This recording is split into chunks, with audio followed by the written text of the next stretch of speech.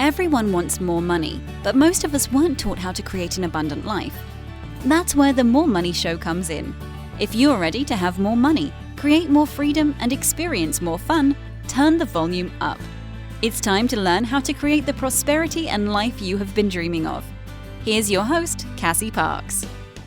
Hello and welcome to this show. I am your host, Cassie Parks, and today I have with me Adam and Vanessa Lambert of Be The Wellness, B-E-E, The Wellness. So make sure to check them out at BeTheWellness.com. Welcome, Adam and Vanessa. How are you? We are excellent. Thank you for having us back again, Cassie. Yeah, super cool. Stoked to be here.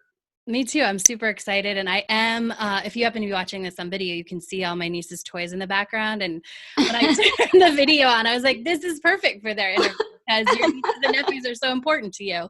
It's true. Yes. Yeah. So I love it. So I'm going to start with what I always start with. Tell me what's awesome. So we had an amazing run on the beach this morning, and that's pretty awesome actually for me in particular because I've had this story for a long time that I don't like running. and it's, I've been very committed to this story, but it actually has been something that I've been trying to do a little bit more of lately, and it's just another example of how when you change your story, your body and your mind and everything could come along. And I just really enjoyed it. And I went with Adam and our good friend Ben this morning, and it was a beautiful day on the beach. And I just felt in total gratitude, and I was running. So that was just a whole new paradigm for me. That's awesome. I love it. Yeah, it was really cool. Yeah. Cool. What's awesome for me. So, that was fun. Like the beach run is always nice in the morning. But I think, so we didn't really get to celebrate Halloween at all this year. And today we're going to go celebrate it with one of our good friends and her beautiful little daughter and go do like grown up trick-or-treating stuff. Yay! Yeah, totally. We don't have kids of our own, but we definitely have a strong love for like the people we love's kids.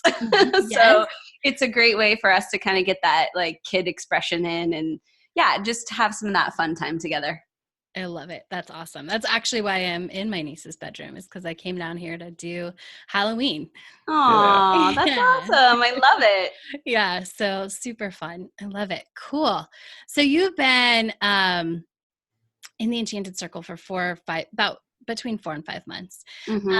And so I just the first question I want to start with is what is the biggest change that you've seen over the last 4 to 5 months in your life and business and mindset, all of that?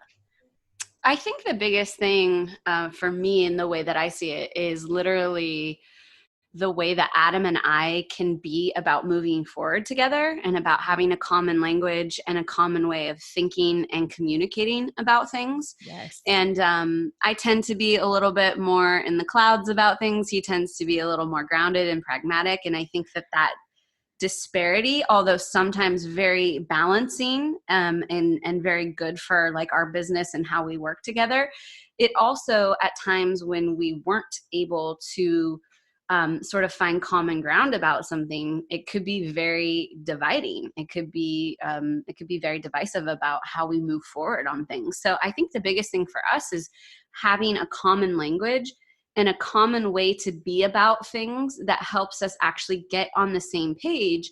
And then once we're on the same page, I mean, we're pretty unstoppable, honestly. Like when we're united, we're a united front. It's pretty incredible what we can accomplish together. So I think that the time lapse between like not being on the same page and getting back on the same page is just getting shorter and shorter, which just makes it easier and easier to move forward on things.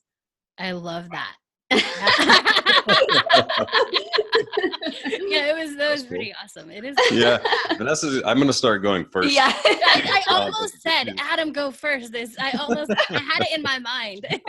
Next one. Yeah, next one. Yeah.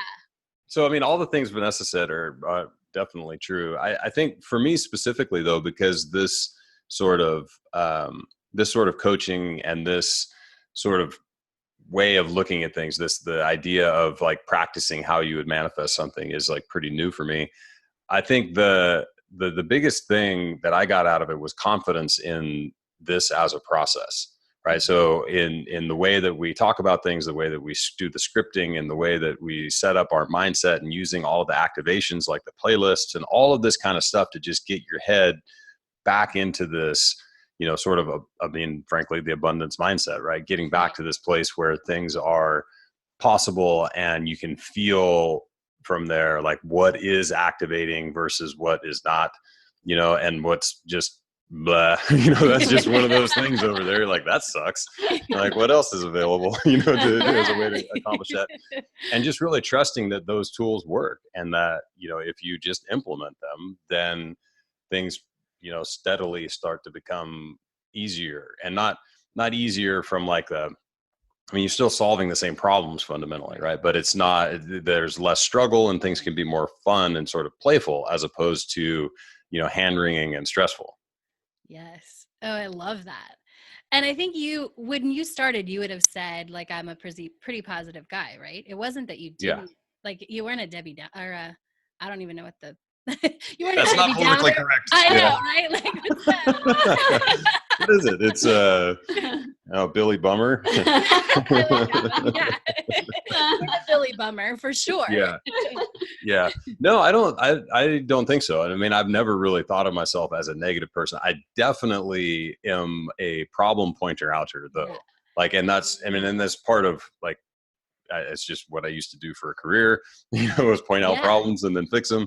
And I think that's partly, let's say I got into that career because that is how my brain works. I don't think that was formed that way. So yeah, there's no doubt that I'm good at pointing out issues and then working to solve those problems, but it's usually in a very sort of linear and, like Vanessa said, kind of pragmatic way, where now I feel like I have a lot more room to let things work out instead of, like, making them work out, and it's that balance of, like, doing something and doing nothing, is that I think I've gotten a better handle on. I mean, and it's still, like, I've got a ways to go. Like, there's no doubt about that, but right. I love that. Yeah. Well, like, so when you say now you're able to sort of let it happen instead of make it happen, will you talk more about that? Okay. So let me see if I can come up with an example. Because there's definitely still things that I just bulldoze through.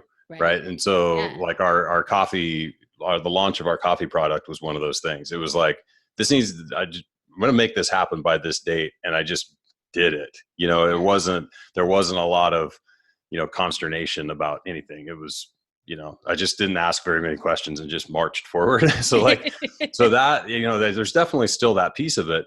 But, like, another example is, every year about this time, we start thinking about what we're going to be doing for the new year. Like, being in the health and fitness space to some degree, there's always this big, massive surge around New Year's, as much as we don't, like, advocate for that as like the only time of year you think about it. It's just, that's the reality of the market. Right. And so, like, for this year, for example, we have new ideas and new things that we want to put forward that we're still just letting sort of unfold. And I don't really know how else to describe it, other than we've had these ideas for the last 3 to 4 months, really, that we've kind of been working on. But instead of just nailing down one thing and marching along, we've been cementing up, or, like, kind of shoring up the pieces of it that we're sure about, and letting the rest of it sort of unfold. And what's interesting to me is that we're now at, a few months out, and we're just as far along as we would have been, had we started mashing on it and really just generating content and banging out the things and, making a decision and following this path. And I think what we're going to end up with is something that we're a lot more proud to present, and I say that because we've already shifted gears, like, in the, not so much in the ethos of what we're doing for the new year, but in the, like, practical application of it. We've shifted so many times, and it's such a vast, like, such a major shift from what we originally thought we were doing, that we'd be bummed had we just marched forward with that path and not kind of let things unfold. So I don't know, does that answer your question? Yes. It's Maybe? so awesome. Okay. Yeah, that is like, cool. it's Halloween, but that's like Christmas morning to me, like listening to that because it's so big and I love it. Like it totally makes sense because what you're saying is that normally we would have said, okay, this is what we're doing in the new year, whether it's an offer, whether it's whatever it is, like a new group, a new offer, a new online, whatever. And you would have just gone into action and started building that. Mm-hmm. And because I love the way you said, you know, we move forward with what we're sure about, which is not always, I'm guessing, linear, right? Yeah. Yeah. And so in that space, you're able to see sort of what else is possible. And you're able to be flexible with, okay, we're going to say yes to this today. And when tomorrow you realize like, oh, but this would be better, you're able to shift that easily because you haven't bulldozed through it. Yeah. Yeah, exactly. And so like in my mind anyway, there's a pretty, you know, like 30,000 foot view is probably not even high enough. You know, there's like a outer orbit view of where we're headed, but it's like just space, just points in time, so to speak, or points in space. And we're just sort of letting everything in between those points fill. And it's way more interesting to me actually as a creative process to be like, oh, this is working out. Yeah. I like That's it. awesome. Oh, I love it. And I love that you highlighted, like we're in the same, we have as much completed, right? Mm-hmm. Or I don't know if completed was the term you used, but it feels different. I'm guessing it feels less stressful or less, I don't know. Yeah. How does it feel? Well, it's a little bit of both. So, right. So like, so it's less stressful. The creation is less stressful, but the part that I'm still working on is trusting that actual process is working.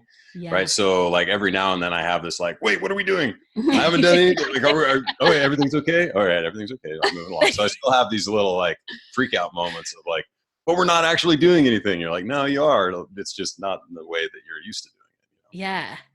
That's awesome. We had a real story around hard work, meaning that we should be working 10 to 12 hours a day, every day. And that is the sign that we're making progress. And that's the sign that we're doing something. And then that helped us believe that we were allowed to be successful with that thing.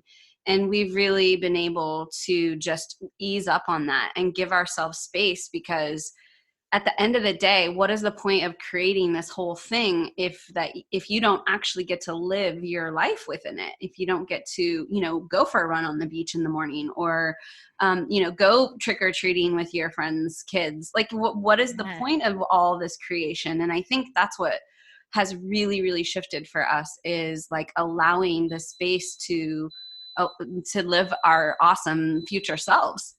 Right. Yes. Yeah. Oh, I love it. And how is that just like having that space? Is that what sort of leaving the space and letting things unfold in, you know, terms of the new year? Is that the biggest difference for you? Or is there something else that has come out of sort of allowing this to just unfold? I think for me specifically, it's just really been around Adam being more comfortable with it, because I could kind of go there before, but then, you know, I also had a lot of the dogma about the hard work and about all the things, and we both have really good work ethics. So it wasn't hard for me to get pulled back into that, especially if we felt confusion or stress or any of those things. Our go-to immediately was, all right, well, let's start working really hard right now for the next foreseeable future, because that's what we know how to do to combat stress. And so for us, we've just been able to implement other things to combat stress and to just calm ourselves down and just get the whole unit like settled down. Like, okay, let's not activate from that place. Let's not activate from a stressful place, because that's not going to create anything we really want to create. Yeah. Ooh, that's so awesome. I'm so excited. Awesome. It is like, yeah. Because so many people, I think, especially entrepreneurs, right? They have that, I should be working 12 hours a day. Like, and that's the minimum. Answer. Yeah. Right. Minimum. Yeah. Yeah. And I think there's a lot of hazards, like just from a health perspective with the way that our lifestyles in general are, but especially in this kind of startup culture and sort of lean startup entrepreneurial world, it's just like it's almost become currency, right? Like your busyness is a sign of something, you know, and I'm pretty sure it's a sign of like the end is near. You know, I mean, Right. you just can't do it. You know, you Yeah. can't. You just can't do it. And so it's kind of funny. Like when we first started our business with in the current kind of iteration with our online coaching and all of this stuff, like the guys that were developing the app that we use kind of alongside of our program development, they were like, this is like arguably one of the worst things I've ever done for my health, was starting a health and fitness company. And you're like, yeah, that seems to be the deal. And it, you know, and it just shouldn't be that way. There should be easier ways of getting into that. And I think that this is certainly an approach to doing just that, you know, in like trusting fundamentally that you're getting the work that needs to be done and not, you know, killing yourself. Yeah, that's so awesome. I love it. And I want to come back because you mentioned the coffee. So in a second, I want you to tell us all about the coffee. But that also, even though you put it in terms of like, I wanted it by this date and whatever, and may or may not have like pushed through that, you like it, the inspiration sort of just hit, and the possibility that it could be as easy as it was kind of just, will you talk more about that? Yeah, totally. So we had at B-Fest, which is our bigger event, our larger scale event that we do every year, one of the attendees who is a entrepreneur, you know, businessman type, was he's just like, you know, I'm just curious, like, what are you guys doing to scale? He's like, because obviously this is awesome and it can get bigger and it can get bigger, but like, what else is going on? Like, you guys should be selling something. You should be doing something. And so we had this conversation, and I was like, yeah, you know, we've got a few ideas here and there. We just kind of let it go. And then later he had overheard us talking with what's the name of his coffee company? Z's Coffee Company. Oh, I don't know. Anyway, Sorry. so another one of our attendees, and we can think of it, you can put it in there if it matters, but he had done a similar thing where he found this coffee company and was like, yeah, I've created this coffee. He's a video game guy. Anyway, so we were talking about the way that he named his coffee, and we just kind of started chatting about it. And then, you know, the next day, I think, Rob, the guy who had mentioned the coffee thing before, he's like, well, why don't you guys do coffee? I was overhearing you talking about it. You seem like you're super passionate about it. And I was like, you know what? That's a really good idea. Of all of the things out there that we could sell, it's the one thing we use daily and are passionate about. And like, it's the most expensive, like, kitchen appliance we have is our coffee maker, you know? And it was like kind of a no-brainer. We're like, oh, this is pretty obvious. We'll just figure out how this works, you know? And he kind of said, he's like, I don't know anything about coffee, but, you know, you should just find something that's uniquely yours about it. And so for us, it was, again, kind of a no-brainer, because we travel with our adventure retreats to all of these areas of the world that are like the prime coffee producing areas of the world. Mm-hmm. And so why not create a coffee that's like comes from the regions that we travel, that's named after, you know, some aspect of one of our retreats or whatever, something that can kind of bring people back into that space, you know? Yeah. So we did. Yeah. Yeah. And I think what you're saying, Cassie, is Adam really, he got this idea and he really did run with it. But he was like in flow state about it. It wasn't like he pushed through everything because he just was like, come hell or high water, I'm doing this. He was like activated about it. And so he wanted to get it out. He was inspired and he wanted to be in that inspiration and get it to market while he was in that inspiration. And so I think that's the difference that you're sort of pointing out, is that's the flow. Like, that's when you want to grind, you know, you want to grind when you're like, yes, then we don't mind putting in a 16 hour day or whatever. You don't mind because you're passionate and you're on fire, but you don't want to feel like you have to do that in order for the outcome to be successful. And I think that's the real difference.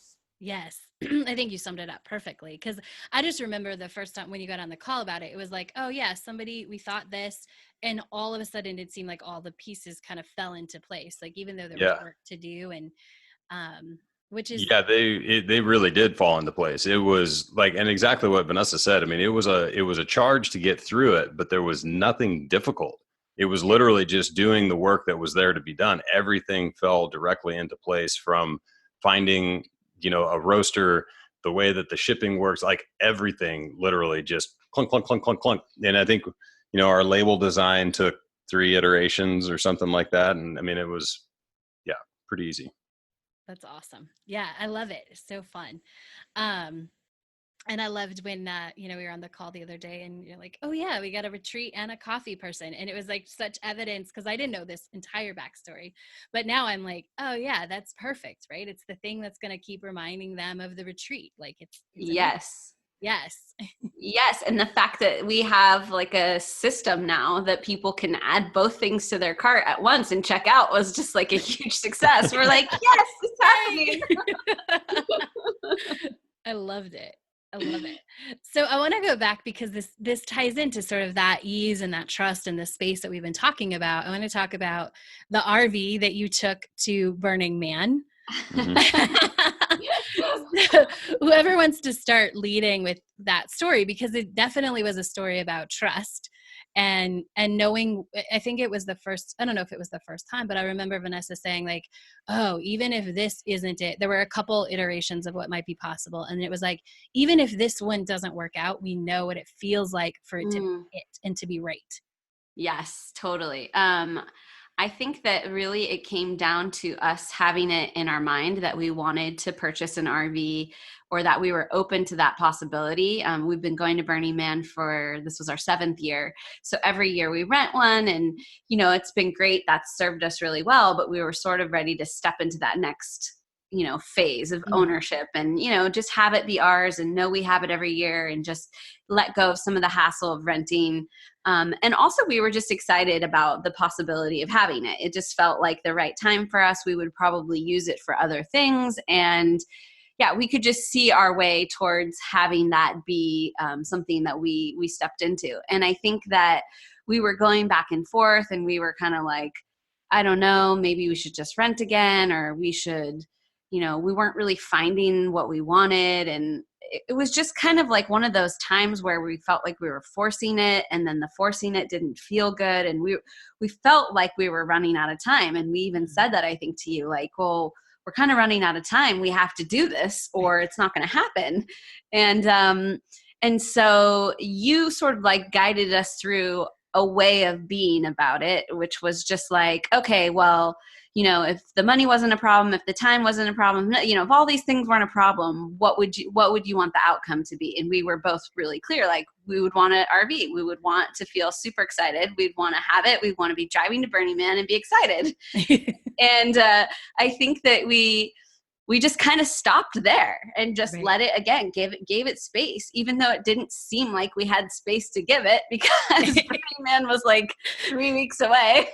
Yeah, there was a literal time, it wasn't like, was a timeline. Yeah. Yeah, there was a literal timeline, but just kind of gave it that space and let it sit. And then it seemed like suddenly one just came across, and Adam and I looked at it, and typically we would look at them and we'd be like, yeah, that one's cool, but it's not quite right. Or, it was just kind of this back and forth. And we were both like, yes, we were both like solid yeses on it. And it happened to be in Las Vegas, where our best friends live. So they went and looked at it, and they were like, you need to buy this. So it was a week before? Yeah, something like that. Yeah. Yeah. No, I think we had 10 days because it took like dramatically longer than we wanted to. There was a lot of different things that kind of kept getting in the way of us actually going. And at the end of the day, like, I had no idea this was going to be the case, but buying an RV from a private party who still owes money on it out of state is a thing. Like there's nothing simple about it, right? And we had no idea, but we're just like, yeah, this is the one we want. Talking to the guy, our friends went and looked at it, like, well, let's start figuring this out. And it was like, it was just sort of roadblock after roadblock after roadblock after roadblock, that any one of them we could have gotten super worried about, but we just didn't. It was like, oh, well, and it wasn't like I don't want to say we were like aloof about it or flippant about it. It just was, we were committed to the idea of having this and it not being a problem. And so it wasn't. I mean, it was like little barrier would come up. Like my credit union, for example, was like, yeah, we don't lend on vehicles out of state. And I'm like, and then like a couple hours later, an email back that says, oh, I talked to the manager and they're going to be okay with it for this time only. I'm like, sweet. So we're like, we're on. And this went all the way down until literally 2 days before we were going to leave for Burning Man. And believe it or not, one way or another, with all the technology and everything that exists today, there was literally no way for this to happen other than for me to fly to Vegas, go and drive the RV, make sure everything was good, fill out a little bit of paperwork with the owner, the current owner, rent a car, drive back to Pasadena, hand deliver the paperwork to the bank, pick up the checks and all the things that were needed, turn around, drive all the way back to Vegas, deliver the check to the one guy and get this paperwork and get a permit to drive away, and then drive the RV back to LA to load it up to drive it to Burning Man like the next day. So it was a tremendous amount of like work behind the scenes to make it all happen. But, like I said, it worked out. Like it all just sort of like, it all just happened. I mean, yeah. I don't know how else to say it. Like in literally the nick of time. Yeah. And I love that because it was literally the nick of time. Like he's driving it back. We're leaving tomorrow. It was something like that, which is awesome. Yeah. I mean, I think Adam got home. He actually pulled up at like midnight. No, it was a little bit earlier, but we loaded it up when he got home and left at 1 a.m. Wow. And drove all night. Yeah. Oh yeah, that's right. Because on our street, you can't park an RV on our street from 2 a.m. until 6 a.m. Yeah. And we left like right before 2 a.m. So like it all worked out. That's awesome. It was pretty crazy, but it was cool because again, it was just like evidence that when we were both on the same page and we were both a strong yes about something, like it would just work out, like, and it just did. Yeah.